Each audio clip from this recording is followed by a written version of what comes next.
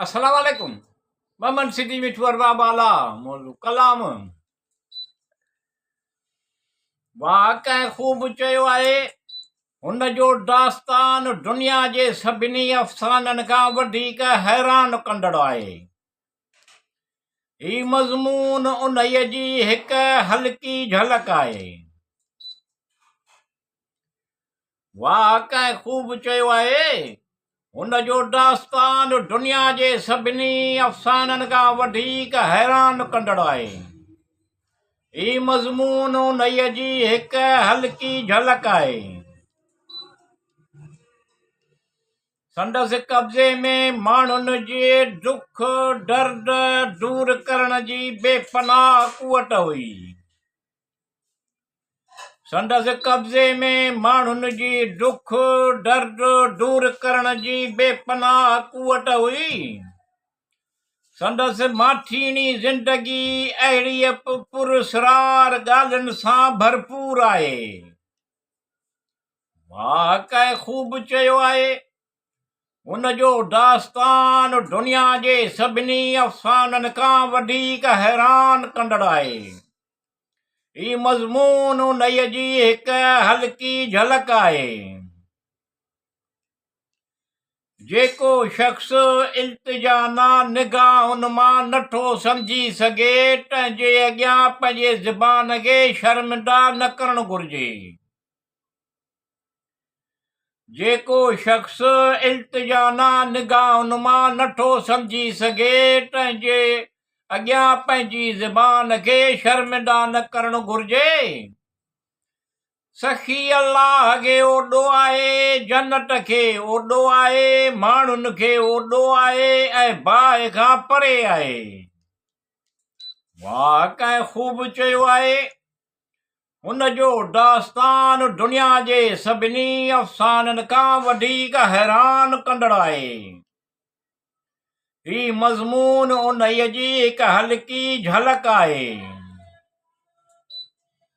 तंगदस्ती नफ़्स लाइ ज़िलत जो कारण।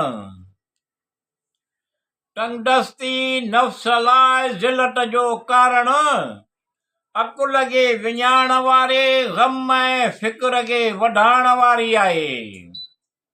वाकई खूब चयो आहे। हुन जो दास्तान दुनिया जे सभिनी अफ़साननि खां वधीक हैरान कंदड़ आहे। ही मज़मून उन्हीअ जी हिक हल्की झलक आहे।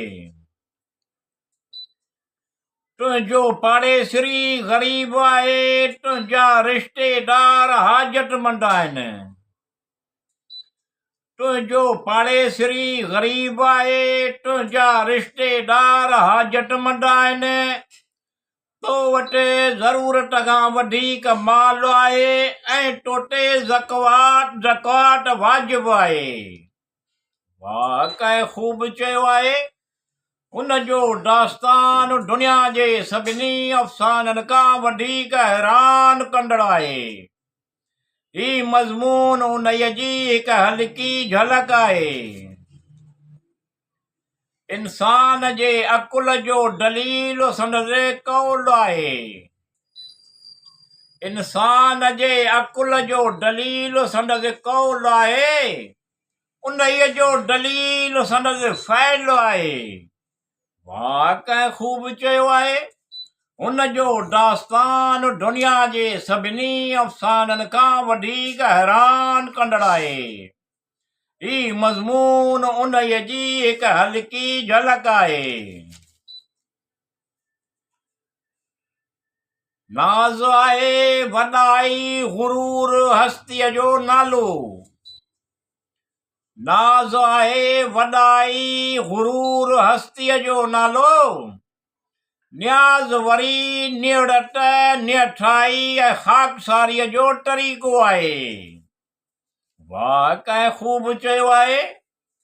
हुन जो दास्तान दुनिया जे सभिनी अफ़साननि खां वधीक हैरान कंदड़ आहे। ही मज़मून उन्हीअ जी हिक हल्की झलक आहे। नाज़ घणनी खे निहोड़े नाबूद कयो ऐं नाज़ घड़नी खे निहोड़े नाबूद कयो ऐं न्याज़ वरी केतिरनि खे ई नवाज़ियो आहे। वाह कंहिं ख़ूब चयो आहे, हुन जो दास्तान दुनिया जे सभिनी अफ़साननि खां वधीक हैरान कंदड़ आहे। ही मज़मून उन्हीअ जी हिक हल्की झलक आहे।